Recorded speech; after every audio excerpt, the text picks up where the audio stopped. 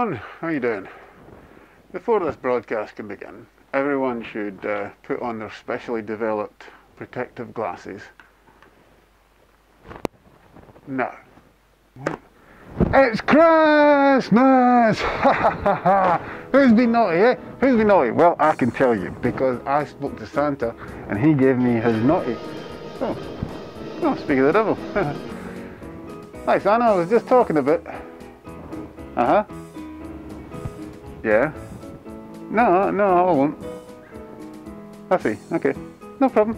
Yeah, no problem. Off to Mrs. Claus. Okay, thanks. Bye.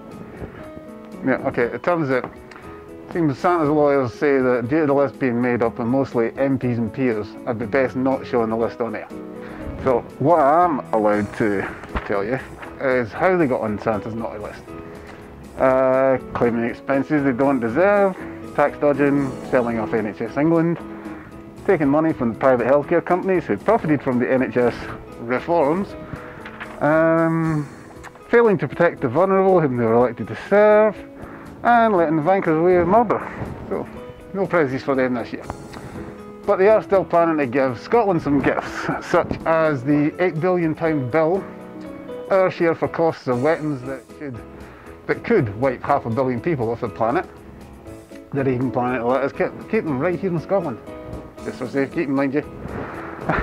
Actually, do you know a unionist tried to tell me that Scotland is not paying for Trident because we don't generate enough tax revenue? So I said, neither does England, so who is paying for it? The answer is our kids, because they'll be saddled with the debt. The estimated Trident could cost taxpayers £100 billion. Cameron, you could just buy everyone in Scotland a bumper and you'd still be left with 99 billion and change. What else is in Cameron's sack which he plans to empty all over us? Let's see. Why, it's 18 new peers for the House of Lords. Bit of a gift for himself, that one, as it'll mean that the Tories get an outright majority in the upper house. And Scotland's elected representation at Westminster is cut to just 3.95%. He is creating jobs though, but mostly jobs for rich people who usually have several jobs already. But these are gifts that keep on giving, so, you know, other lovely stuff is Westminster giving us. Why? It's the useless HMRC, which has been scaled back so badly that the only tax they seem to be collecting is from ordinary PAYE earners. And even then they can't get their sums right. Gifts for the past include destroying Scotland's manufacturing industries. They allow widespread privatisation and as a consequence increased fuel and home energy costs, as well as caused massive unemployment.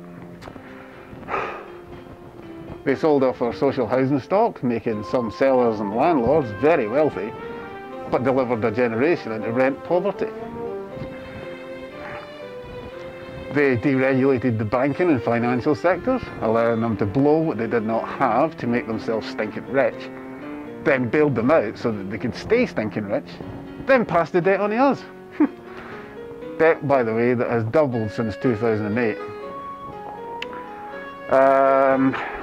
After being caught lying in order to drag us into an illegal war, they took control of, then forced, our own public service broadcaster, which we pay for, to spread government spin, opinionless headlines and endless disinformation, just so they can control you lot a bit easier. And then to really stick the boot in, they force disabled people to go through the work capability assessment to get the most benefits. 75% of those forced into work groups and whatnot won their appeals, and as it turns out, Atos was wrong to find them fit for work. And now they'll also be forcing the sick and disabled people to do unpaid labour, turning the vulnerable into slaves. Unpaid work in Poundland, a failing banking sector, 80 lords are leaping, widespread unemployment, MPs all are milking, no social housing, massive tax avoidance, austerity, soaring public debt, state television, Ian Duncan Smith, and a cabinet of millionaires. Wondrous gifts from Westminster, and now you know why I'm not on X Factor. This will be our third Christmas under the current Westminster government, and things are just getting worse. Scotland has gone from just 2 food banks to having 19. They can't sustain everyone that is in need, so thousands of families will turn to high-interest payday loan companies just to afford food. Cameron's cuts have barely begun to kick in, yet many pensioners will be forced to choose between heating and eating this winter. And Shelter estimate that 5,300 children in Scotland will wake up homeless this Christmas. 75,000 across the entire UK. I thought this was the 21st century. Being the old idealist that I am, my hope is that in an independent Scotland we won't make idiotic decisions, such as spending money on weapons of mass destruction while children go hungry. Nuclear weapons are meant to spread fear. Feeding a child spreads hope. We won't allow revenues from our oil and gas reserves to pay for illegal wars in far-off lands, bombing the crap out of people who've done nothing to us. Not while people that survived the last World War freeze to death in an energy-rich country like Scotland. See, long ago, before we commercialised Christmas, there was a guy that had something to do with it coming into being. What was his name? Christ, I forgot it. Anyway, he said, feed the hungry and care for the weakest among us. Now, you don't have to be religious to respect that those are values that should be at the forefront of a modern, civilised society. Westminster prefers the ideal of survival of the richest. Our ideal of an independent Scotland that looks after the people of this land is still a few years off. So until then, it's up to us. I'm asking everyone listening to do a bit this Christmas, whether it be checking in with your elderly neighbours to make sure that they're okay, or making a donation to a shelter or a food bank. I know times are tough. Charities are all saying that donations have fallen off. But I'm sure we could all spare a half an hour to fetch a pint of milk for the old dear down the road. Maybe clear the snow off the path for them. If this is something you already do, I applaud you. For everyone else, please, give a priceless gift this Christmas. Give a little love.